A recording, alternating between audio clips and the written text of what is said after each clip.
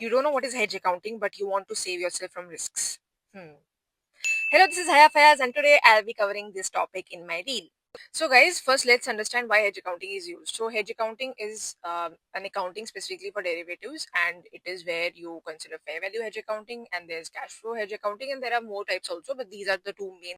So, usually derivatives are, it's used for foreign exchange risk management, saving yourself from adverse changes in any exchange risks, or even when you fear that your revenue is going to fall, your invoice amount is going to fall because of such risks, and or you might not likely receive there are changes in prices, there are changes in fair values.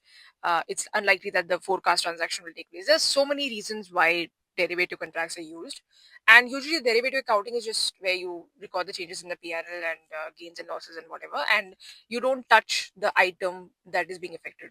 Okay, that means the associated hedge item, that is the underlying item for which we are doing the derivative contract and all. You don't touch that. You don't have anything to do with that. So that creates a mismatch.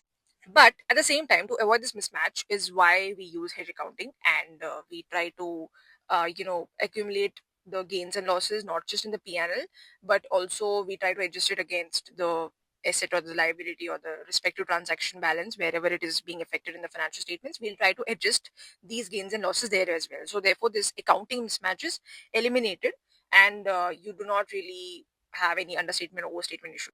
Investors find using hedge accounting more useful. I mean, of course, they don't know about it, but the effect of it is less volatile on the earnings, because one thing, you are waiting for the forecast transaction to occur, and only then you will account or you will reclassify it from OCI to PNL. Until then, it is not relevant to the PNL. So, of course, you're making sure that your PNL is not made up of any irrelevant changes in the profit and all that. So that is relevant for the investors as well, and only when the transaction takes place is when you recognize that in the PNL, the gains and losses associated with the derivative instrument. So that is of use to the investors, and the EPS becomes relevant there. Yeah. But at the same time, you also have to meet the criteria for the hedge accounting. It's not like you can randomly apply it. It is, hedge effectiveness should be there, hedge ratio should be met, there should be proper documentation for confirming the relationship, derivative, why we have taken it, and so on.